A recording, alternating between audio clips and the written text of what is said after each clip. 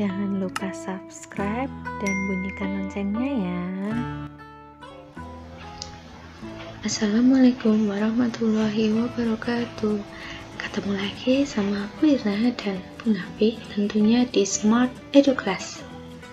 Hari ini kita akan belajar tema 2, menyayangi tumbuhan dan hewan. Subtema 2, manfaat hewan bagi kehidupan manusia.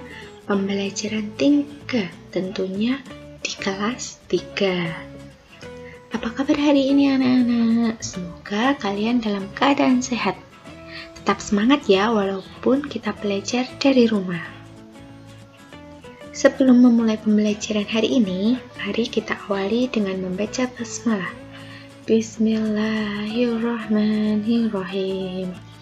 Semoga pembelajaran hari ini berjalan dengan lancar. Kita mulai ya. Tujuan pembelajaran 3. 1. Dengan memperhatikan penjelasan guru, siswa dapat mengidentifikasi gerak cepat tangan dalam suatu tari dengan tepat. 2. Dengan mengamati contoh, siswa dapat memeragakan gerak cepat tangan dalam suatu tari. 3. Dengan menyimak teks dongeng yang dibacakan, siswa dapat menceritakan kembali isi dongeng dengan bahasa sendiri secara lisan. 4. Dengan kegiatan review, siswa dapat menemukan sifat pertukaran pada perkalian. 5. Dengan mengamati sifat pertukaran pada perkalian, siswa dapat menggunakan sifat pertukaran pada perkalian untuk menyelesaikan soal-soal dengan tepat. Kucing adalah hewan jinak yang dipelihara manusia. Banyak manfaat dari memelihara kucing. Kucing sebagai teman bermain, dapat menghilangkan stres dan menghalau tikus. Ibu Penny suka kucing, namun tidak memelihara kucing. Kucing-kucing liar sering berkumpul di rumah Penny, sebab ibu sering memberi makan kucing-kucing yang datang ke rumah. Penny sering memperhatikan tingkah kucing-kucing. Ada kalanya mereka bermain-main dengan tirai yang tertiup angin. Seringnya mereka bertengkar saat makan. Gerakan kucing-kucing itu lucu dan menggemaskan. Yuk kita menirukan gerakan kucing ya anak-anak. Yang pertama, kita tirukan gerakan kucing mencakar-cakar. Yuk kita lakukan. Boleh di depan kaca juga ya, biar kalian bisa lihat gerakan kalian. Yang kedua, gerakan kucing menangkap tikus.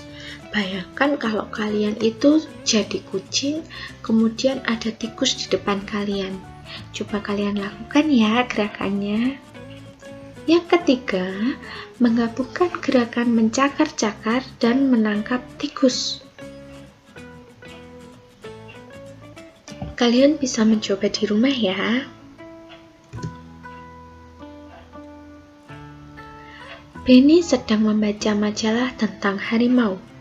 Harimau adalah salah satu hewan buas. Tempat hidupnya di hutan belantara. Jumlah harimau di dunia semakin berkurang, maka harimau termasuk binatang yang dilindungi. Ternyata di majalah itu terdapat dongeng yang bercerita tentang harimau. Kisah petani dan anak harimau. Pengarang anonim atau tidak diketahui namanya. Di sebuah desa di Pulau Jawa tinggallah seorang kakek. Ia terkenal baik hati dan ramah. Namanya Ki Maulaya. Para warga desa sangat segan dan mengagumi beliau. Sifatnya yang arif dan bijaksana sering dijadikan tempat bertanya ketika ada perselisihan. Suatu hari, Ki Maulaya pulang dari sawah. Di tengah-tengah perjalanan menuju rumahnya, Ki Maulaya terhenti oleh suara yang didengarnya. Ia pun mencari dari mana suara itu berasal. Dia menemukan sebuah lubang jebakan. Dilihatnya, ada 3 ekor anak harimau yang terjebak dan tidak bisa keluar. Melihat bahwa binatang yang dia temukan bisa membahayakannya, dia pun tertegun sejenak. Setelah beberapa saat terpaku, Ki Maulaya dapat menekan rasa takutnya. Aku percaya bahwa kebaikan pasti dibalas dengan kebaikan pula. Dikeluarkannya satu persatu anak harimau itu. Setelah semua terangkat, dia pun naik keluar dari lubang itu. Baru saja dia sampai di atas, tiba-tiba dari semak belukar keluar seekor harimau yang sangat besar. Harimau itu adalah induk dari 3 anak harimau yang dia tolong. Ki Maulaya pun bergetar dan berkeringat dingin. Namun dia mencoba mengendalikan rasa takutnya. Ia hanya pasrah pada kehendak Sang Pencipta. Harimau itu mendekatinya sambil mengendus-endus Ki Maulaya. Lalu dia pergi membawa anak-anaknya. Konon, setelah kejadian itu, Ki Maulaya dan harimau menjadi sahabat. Harimau itu sering menunggui Ki Maulaya ketika di sawah dan menjaganya dari bahaya hewan-hewan buas. Dan apa yang diyakini Ki Maulaya terbukti, kebaikan pasti dibalas dengan kebaikan pula.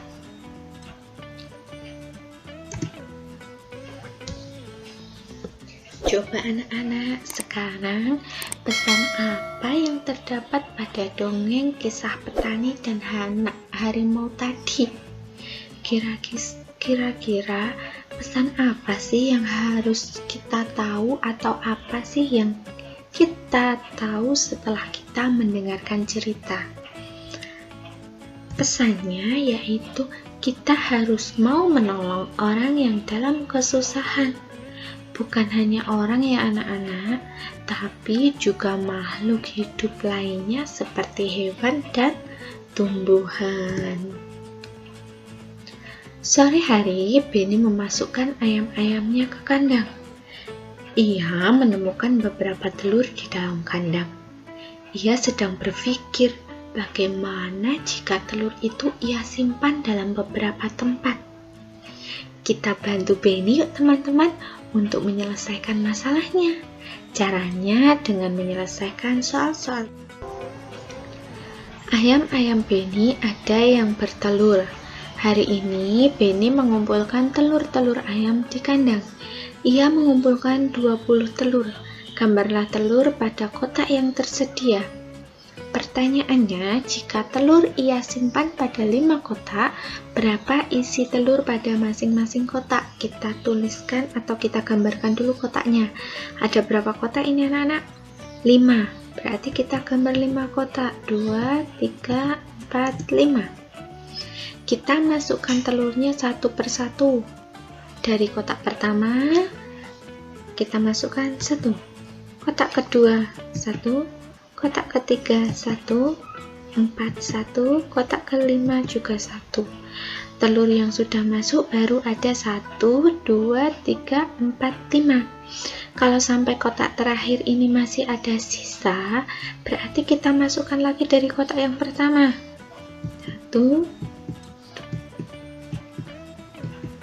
Karena ini baru ada 10 telur, berarti belum semua masuk ya. Kita ulangi lagi seperti tadi di kotak yang pertama.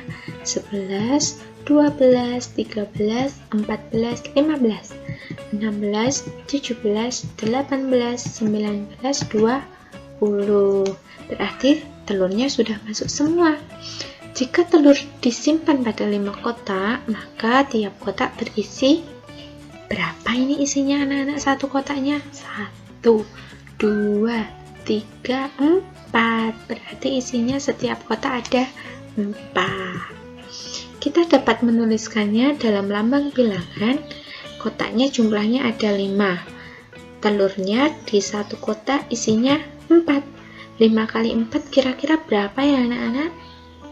20. Betul. Sekarang kita ke pertanyaan kedua dengan soal yang sama. Jika telur ia simpan pada 4 kotak, berapa isi telur pada masing-masing kotak? Kita kerjakan seperti soal yang pertama tadi, tapi ini hanya 4 kotak. 1, 2, 3, 4. Kita masukkan satu persatu telurnya. 1, 2, 3, 4. Kalau di sini habis, berarti kita kembali ke kotak yang pertama. 5, 6, 7, 8, 9, 10, 11, 12, 13, 14, 15, 16, 17, 18, 19, 20.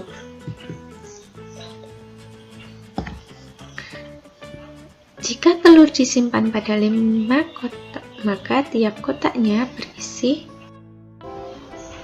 Kita dapat menuliskannya dalam lambang bilangan. Jumlah kotaknya ada berapa anak-anak?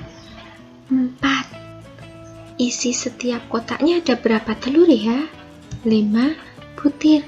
4 dikali 5 sama dengan 20. Betul sekali. Maka kita dapat menuliskan bentuk perkalian dari penyimpanan telur Beni adalah 5 dikali 4. Ini yang tadi ya, ada 5 kotak, setiap kotak isinya 4.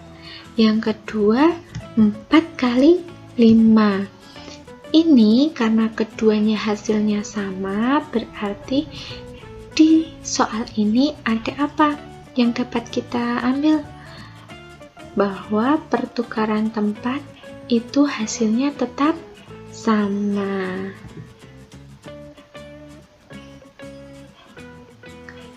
Pembelajaran hari ini sudah selesai ya anak-anak.